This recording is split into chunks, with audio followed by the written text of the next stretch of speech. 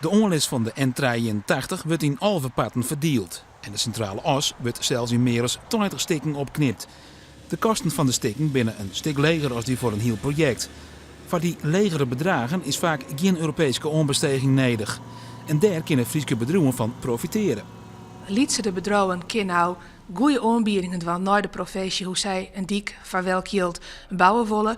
En wat ik heel goed mogelijk is dat Lietzere ondernemers, waar wij er hier in Friesland een protte van hebben, als onderondernemer of beter zijn als co-creator, maar de wat grotere bedrijven deze dieken bouwen kunnen.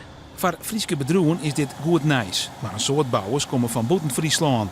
Bouwvereniging Bouwend Nederland hoopt dan ook dat Friesland de provincie net dichttimmert.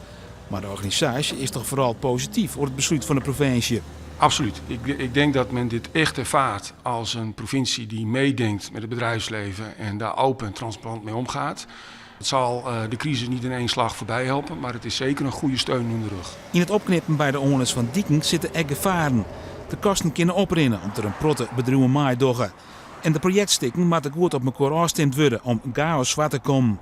Dat vreegt een soort van de blutse partijen. Sietske Poepjes zit daar net zo bot in.